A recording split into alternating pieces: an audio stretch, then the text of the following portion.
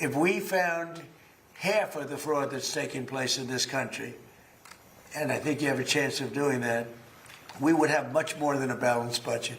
That's the kind of numbers you're talking about. The theft is incredible.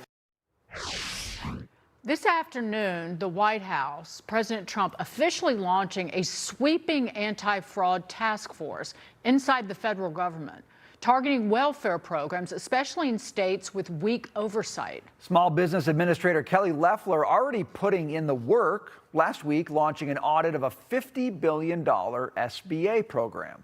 SBA Administrator Kelly Loeffler joins us now. Great to see you, Administrator.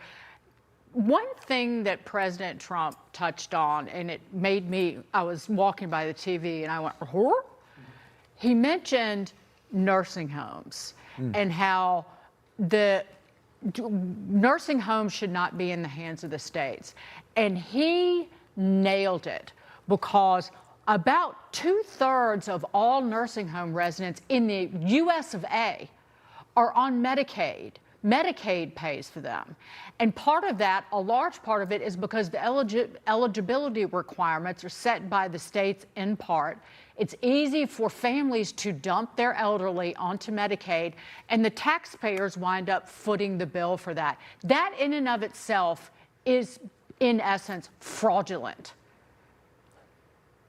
Well, Dagan, you're exactly right, and that's why President Trump is now going on offense with this executive order. He's taking action because, first of all, this is wrong. It robs needy families of that help that they should get, and then it goes to undeserving either criminal illegal aliens, or it goes to Somali fraud rings that are defrauding hardworking American taxpayers who think that their dollars are going to good causes, and they're not.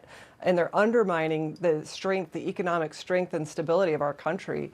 So that's what President Trump did today. And that's exactly why we're going to stop the criminal fraud that's happening. We're going to make sure that it doesn't happen again. This is an all-of-government approach. And we're going to make sure people end up behind bars, because that's what the American people want, that's what we want, and that's what the SBA has been working at since day one.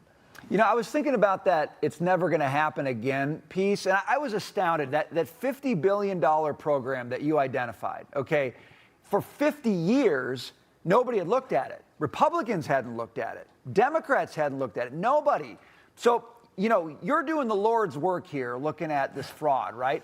But the odds are the next, 10 administrations aren't going to do that, Administrator. How do you make sure that whatever you do now binds the people who come later, who are just going to want to turn a blind eye and shovel the money out the door? Well, Brian, you're exactly right. And that's why President Trump took this action. It's incredibly important that we bring this task force together. I'm excited that the vice president is leading it. He's got the acumen to understand how the federal government works and what should and shouldn't be going on, but also to coordinate across the entire cabinet and federal agencies, because, look, a lot of this is systemic. And we have to make sure we fix it up front so that it doesn't happen in the first place, so that the next person doesn't have to come in and conduct a 50-year look-back audit. Look, in that program where it had 4,800 participants in it, we've already made 20% of those participants, over 1,000, leave the program. Some had gotten contracts of totaling $1.5 billion. So we're looking in places that have never been looked before, but we also know that there's fraud that the Biden administration, for example, COVID-era fraud, $200 billion, that they tried to look the other way, sweep it under the rug, and start forgiving those fraudulent loans that people took out. Well, we're going back, we're revisiting that. People are already ending up in jail as a result of it. Last week, another person got a 4-year sentence. So we're making sure that we stop it up front, but we also go back and look at who needs to be prosecuted, put them in jail, and then change the program so it never happens again. Administrator, you were with Vice President J.D. Vance in North Carolina Friday as he was touting the economic gains, the tax cuts that are in the One Big Beautiful Law. But how much of that message might be getting drowned out with the high fuel prices here? Well, look, Dagan, we know that President Trump has brought gas prices down from Biden's levels, where we were seeing $6 gas across this country. President Trump has brought down the cost of living. He's brought down interest rates, inflation.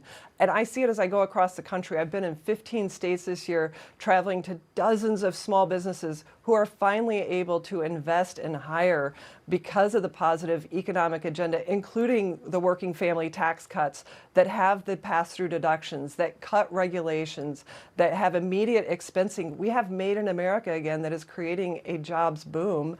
Some of the challenges that small businesses now have, they can't find enough workers. So we're going to see strong growth in 2026 thanks to the working family tax cuts. All right, Administrator Kelly Loeffler, it's nice to see you tonight. Thanks for joining us. Thank you, Brian. Thank you, Dagan. Thank you.